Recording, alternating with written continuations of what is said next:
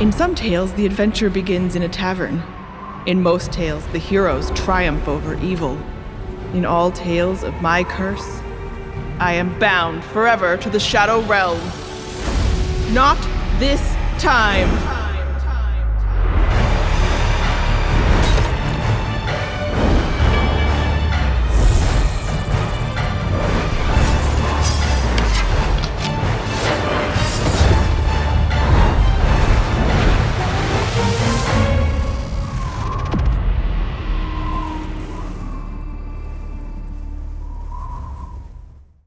Hi everybody, welcome to Questline. Today we are playing another, we got this, we're fine, we're here.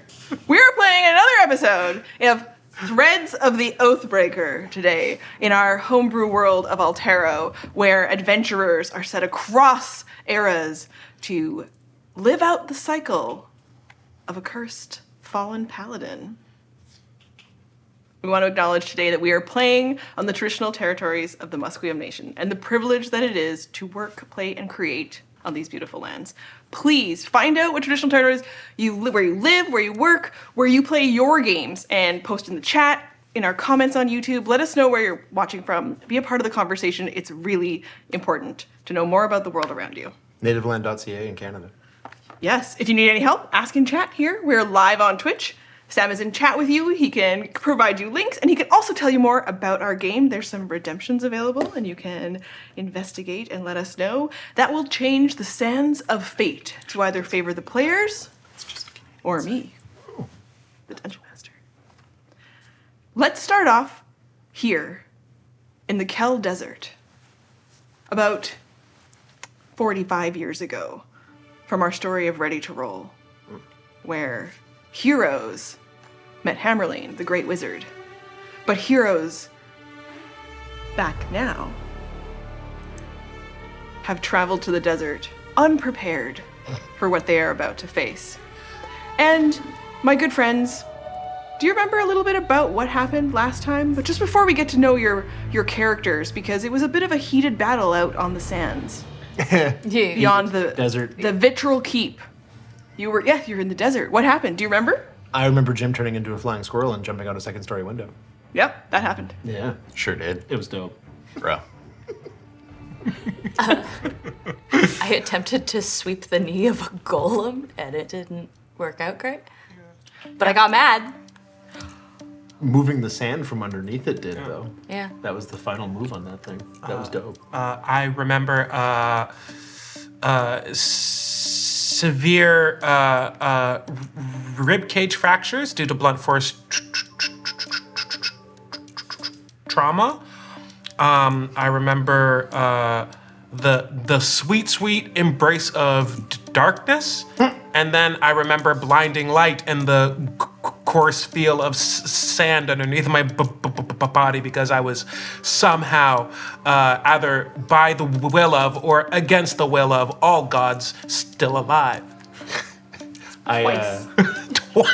I remember doing what felt like near 200 damage to that thing, and at no point until I was like super frustrated as you mentioned that it looked a little rough. I was like, So that is happening beyond you now. The heroes, the Steel Wing, they are the prominent heroes of this age. They have come to your aid. They are fighting the Iron Golem army that is being unleashed from shadows that are spilling out from this keep. And they are sending you inside the keep to deal with the prince, to watch him. They've secured him magically, they say, and they need you to make sure that nothing escapes. And let's find out who you are. Tell us who you are, who you're playing in this era of Altero, and I want you to tell us a little bit about your weapons. Or your wit. What did you bring to this epic battle? Alan. Hello, my name is Alan, and I, in this era, am playing Pilgrim Orville. He is a level 6 Way of Mercy monk. and he prefers to use his healing hand over his hands of harm. Because he sees himself as a healer, his weapon of choice is a very large, dirty calligraphy brush. When he isn't using his bare hands, he writes his kind of like magical kind of sigils and seals on pieces of parchment, and that allows him to channel his chi into healing. That's sexy. Thank you. Did he learn that? From the librarian. Hello there. Did I wink with the right eye? I don't think you did. I think it went sideways. It's not off the table. Yeah. It's all right. I'm watching your back. Cool. Pilgrim, did you learn these on travels or did you study in a monastery? I think a bit of both. We study in something between a monastery and a school of physicians, where we learn kind of everything we need to go on our pilgrimages and things like that. So yeah, he thought he was prepared for the world at hand when he left his school.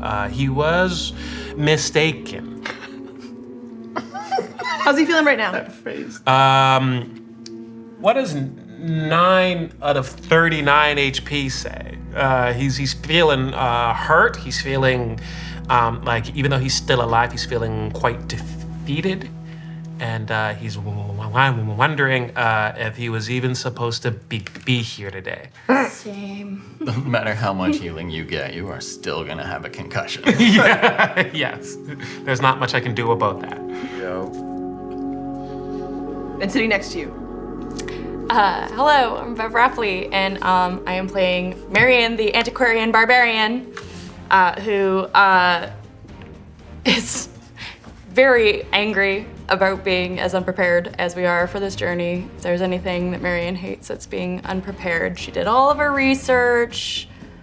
She chatted with the members of the Steel Wing to try to find out what we were, a bit more up against, and she's trying real hard to keep her wits about her, but she's, that frustration with herself. But she's really, really overjoyed that she did manage to land a couple hits on that golem.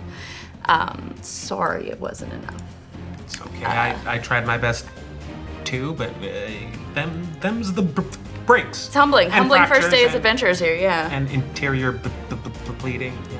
I managed First to. day is adventure. Well, no, but like in the real field here, I think I managed to block a grand total of 4 damage with my spirit shield, since I'm Path of the Ancestral Guardian Barbarian, and just like general note of intelligence. If you're going off on an adventure and you need to bring a tool, an axe is what you want, because you can use it on trees, foes, as hammer, as cooking knife. So Marion's got a woodcutter's axe. She ever brought it into a library before? No, that felt a little weird for her, for sure. Yeah, but like kind of in like a cool way, like, when you like got to wear like a costume to grade school on Halloween, you're like, yeah, I'm different. I'm like, yeah, prop weapon. Or when you find a real good stick in the woods, that's totally how she's feeling. What? And you're like, this is a good stick. I get Yeah. it. Yeah. Have you ever found a stick? That's a vibe. It's a vibe. Finding a good stick, yeah. It is. I need to spend more time with sticks. You know what it is? It's that you grew up in Fort McMurray and you guys have the worst trees in the world. Good stick trees. There are no sticks. Shout out Fort Hear that, Fort Mac? We're coming for your tree. Never mind, you've done that already. No, we're not going for their trees. They suck. That's low hanging. What would we bring them trees? We're gonna lose our Fort Mac audience. Wait, come back! We need you. So, okay. Or not. She's related. I'm not related to everybody who lives there. Well, okay. 23 and me. You know who does like sticks and woods? Jim. Good. Nice. That was a good segue. My dudes. Bruh. I'm Matt. And I am James, or Jim, as he prefers to go by. And yeah, I'm a druid. I'm not really here to hurt anybody. That's not really my vibe. You know, I can do a bit of self-defense. I have an attack spell. I carry a knife with me, you know, like for doing stuff in the woods. Yeah, I can make fires, so that in theory could be used as a weapon. But it's not, yeah, I'm not here to harm. I'm here to heal. And I did a lot of that. Sorry. Thank you. Yeah, and then, as you mentioned, I'd forgotten, eventually actually took down the golem by just mulled earth underneath it and took its legs out from under it. That's dope. It's a good tactic. Yeah, that's yeah. great. And then it looked like they were all down. And I took credit for that. Non-lethal. Rogue got a rogue. Hell yeah. Get him So- down. And we learned in the first episode that Jim's powers came to him really after he communed at the cottage. Yes. Yeah. You know, upper middle class, somewhat well-to-do merchant family. Yeah. I was a bro, right? It's not that there's anything wrong with being a bro. But then you go to the cottage, and the sunlight reflects off the lake, and the dock. You got the chair on the thing, and you're just sitting. You got a drink beside you, and there's a calm that settles. And in that, he knew his place in the world, his place within nature. And the cottage never left. Jim brought the cottage to this desert and this really intense encounter with Faevaris, the Oathbreaker, the fallen paladin who used to serve the god Neneshan of courage, but instead searches to break into our world to become a goddess of vengeance. If you can stop her. Which includes yourself. Yes, I'm Trevor, and in this timeline, I am playing Kizian Da Unidal, arcane trickster and smuggler by nature. He brought with him on this journey his prized possession that he worked very hard for. Well, two things that work in tandem. A magical longbow and bracers of archery that allow him to be very proficient with that, because while he is up to his underhanded deeds, where he's trading things in the shadows and in the underbellies of different societies, he has a front where he travels between different towns and cities and competes in archery tournaments. And that's his reason for being there. And did he learn the abilities that he has on the streets? Or did he learn them from someone? He took up the bow from the grifter who kind of took him under his wing. So he was taught that it was, if you need to, he also knows how to use a rapier, but it's always better to strike from afar and not be seen. So. Amazing. That's the streets talking. That's Skyrim talking. I don't know why anybody fights anybody face to face. If I gotta kill somebody, I'm doing it from far away behind them before they know it. Well, now Respect, you tell man. me. You gotta look them in the eye when you extinguish their life. It's the least you can do. And you leave him with 1 HP and then you go up. Yeah. If you need that. If Yeah. you've got that vendetta, if you've got that established, like, I just need to. Yeah. Then do the damage from a distance. Come in and finish him off. No. That's when you get killed in every single movie ever. Just Pascal, Game of Thrones. Just fucking kill him. Double tap, double tap. You're right. Kill him. Triple tap. Double tap. There's literally no limit to how many times you should tap before you will turn your back on a corpse. Just, what are you doing? Just shooting a corpse. Yeah.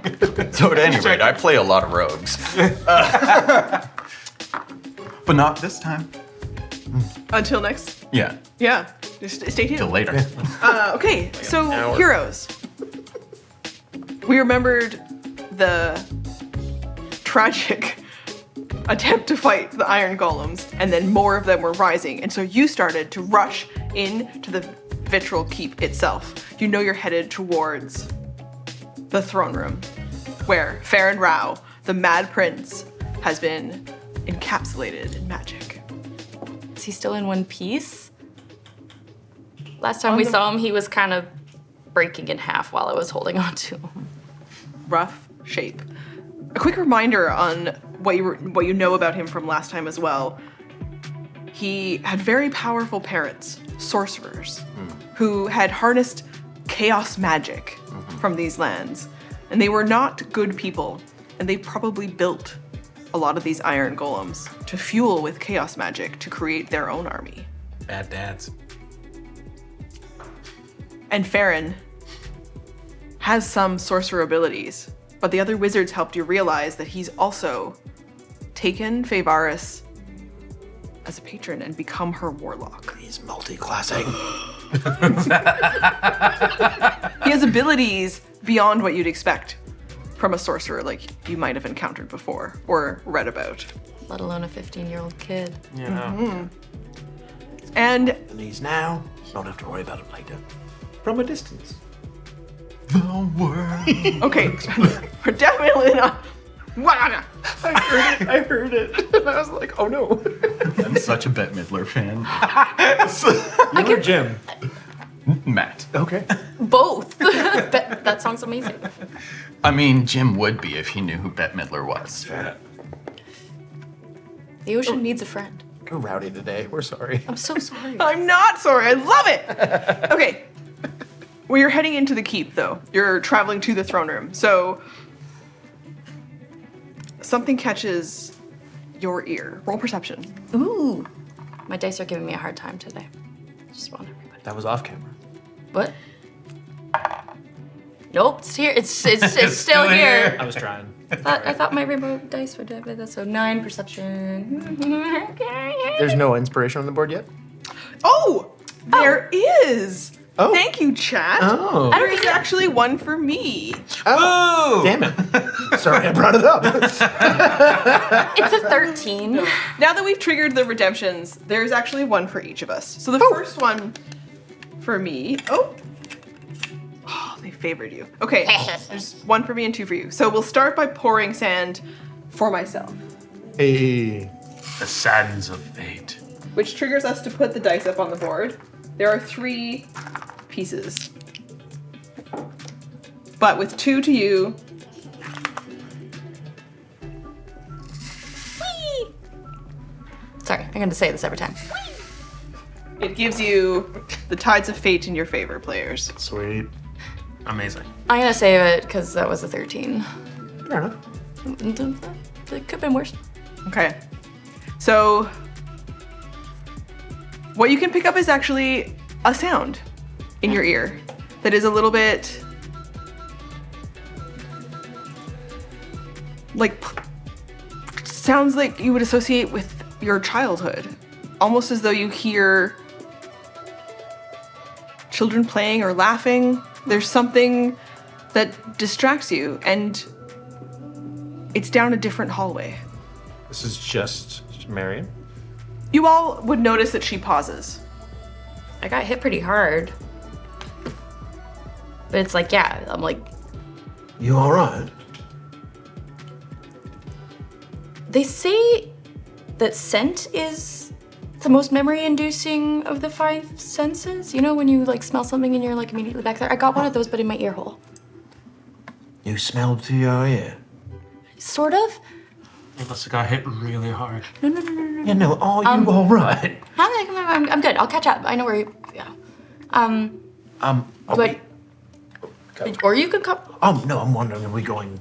They wanted us to go check on the kid, but Yeah. do we want to do that? We definitely should. All right. It would be ill-advised to step on a line with the heroes. If they say do something, it's in our best interest. Get it done. All right. Can I tell how far away it is? It's down a hallway and around another corner.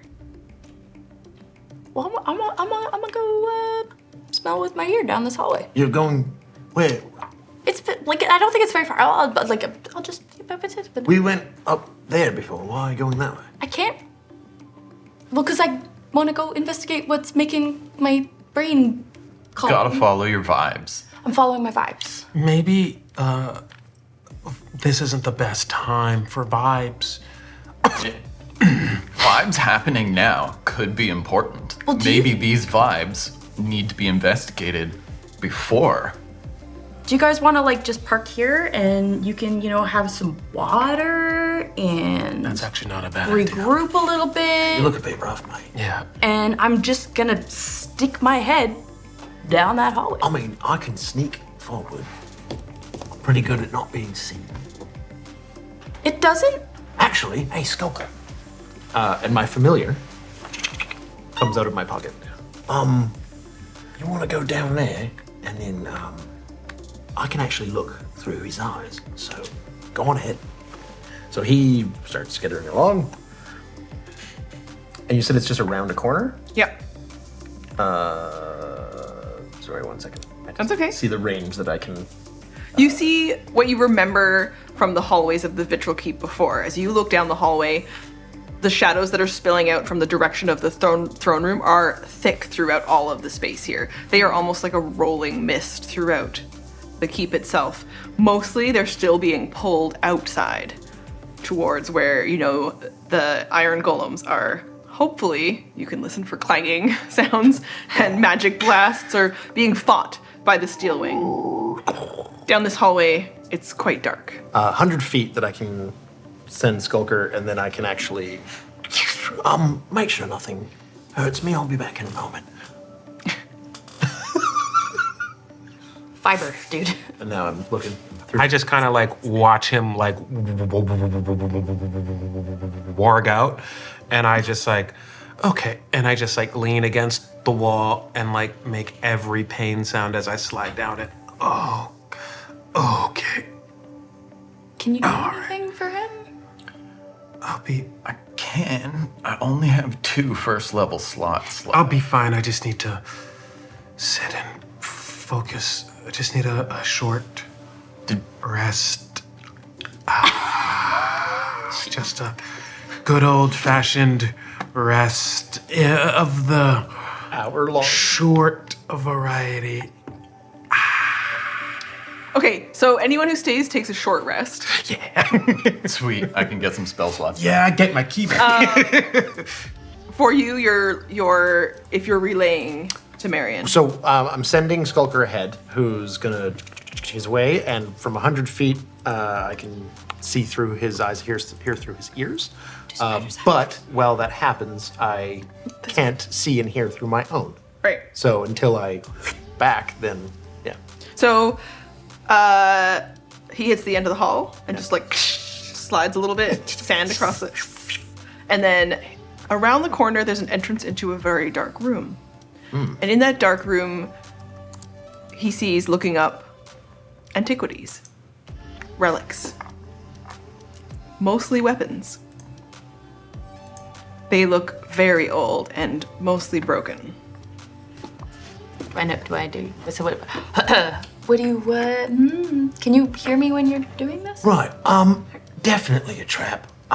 There's a room full of things that would entice you.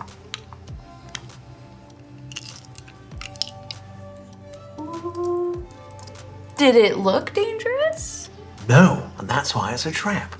Well, I mean, like all these shadows are everywhere, so like we know this is all dangerous.